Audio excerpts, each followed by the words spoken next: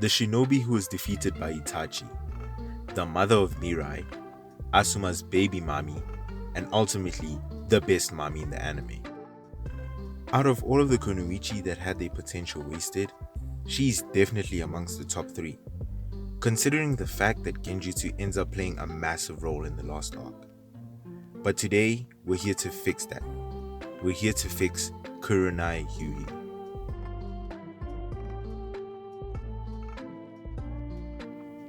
Kurenai's background. Well, we don't have one. Well, I don't think it's right to say that, but we don't have much about her. But we can make a lot of assumptions.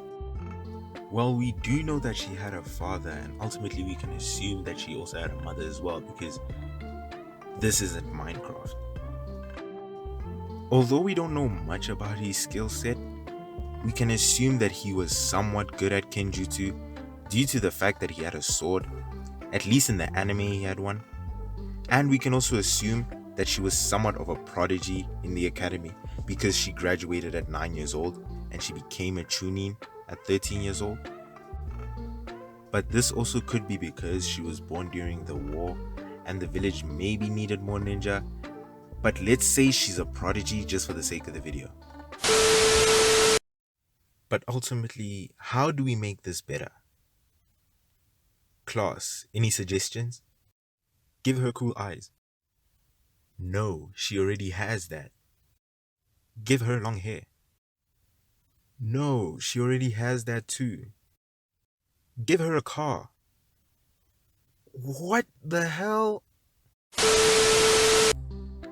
You put her in a special clan, the Hyugi clan. A special clan of Genjutsu users who train for the sole purpose of beating Itachi.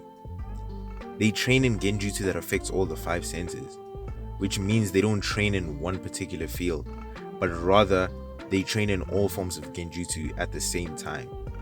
So they wouldn't take 15 years to train the ocular Genjutsu, but would rather take 15 years to train all forms of their Genjutsu.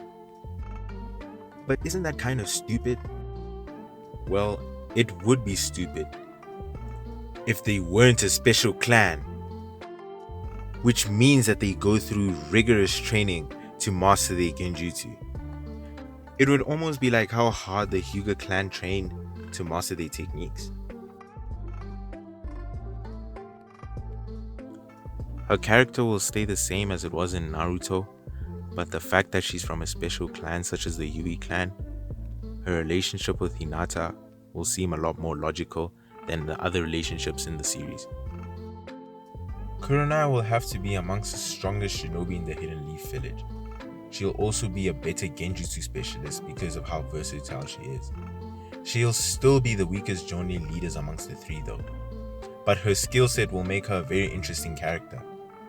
She'll definitely be one of those characters who are put up against different characters and the battle could go either way. Almost like Tsunade maybe, or a Sakura, or maybe even like Hinata maybe. After the Chunin exams, she'll see how completely dog shit her team is and she'll want to improve their skills. This is where her Genjutsu comes in. She'll be able to teach her students Genjutsu and they'll improve as shinobi. She may teach Kiba Genjutsu that affects the nose. I personally think that this would benefit him the most due to his incredibly limited skill set, but she may also teach Hinata how to use ocular Genjutsu, or some form of contact Genjutsu at least. I think this will improve her as well. Kurenai will still lose against Itachi though, so I guess that's still an L. During the time skip, they would have gone through rigorous training, and by the start of Shippuden, Team 8 will be a much better team, considering the fact that they can now use Genjutsu. They will at least be on par with Inoshika Cho.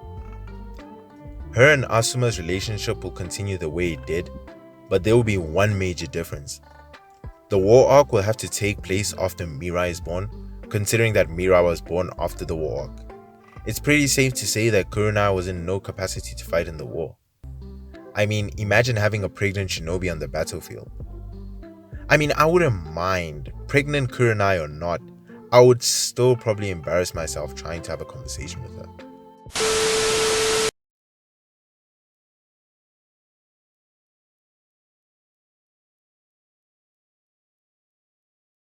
Think. I like turtles.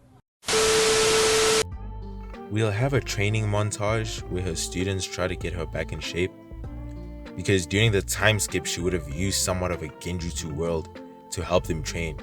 It's almost like Naruto's version of the time chamber from DBZ, and this will contrast the training before the war arc because it will be physical training instead of genjutsu training. She'll be assigned to guard Naruto during the war. This will be so that if Naruto ever tries to escape, maybe she can put him in a genjutsu or something like that.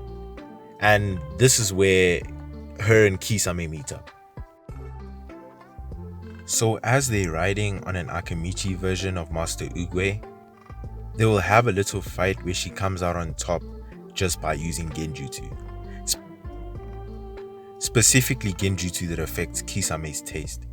And you'll ask yourself, how does this happen then? Kurenai during the time skip would have prepared and studied Kisame and Itachi, because she would have felt hurt and ashamed that she couldn't defeat Itachi and Kisame before the time skip. So I feel like this is a good setup for her to go in and study on Kisame and Itachi and eventually come out the victor next time they battle. Maybe during the fight, as they exchange blows, she'll try to put Kisame in a genjutsu using the other senses, but Kisame will see right through it. But he won't see through what he's eating unless he has eyes in his mouth. So Kisame will be locked in a genjutsu world, and as Kurenai is about to land the final blow, a water clone would have saved Kisame, and then obviously he would have ran away, and then he would have had a fight against Might Guy. But this fight would only happen later on when Kisame has rejuvenated his energy and rejuvenated his chakra. Although the final blow Kurenai intends to land won't be to kill Kisame, but rather to restrain him, she also would have enough time to land it, but she doesn't because she wants him to realize for himself that he would have been already defeated either way. This will show that she isn't necessarily stronger than Kisame, but she may be a better shinobi than Kisame, and ultimately that's where her story ends. So ultimately, if you've liked the video, don't forget to like and subscribe. I am planning to do more videos like this, so if you enjoy this type of content, don't forget to tune in. If you have any more advice that I could use or advice to better my videos, just don't forget to leave it in the comments. But I'll catch you guys next time.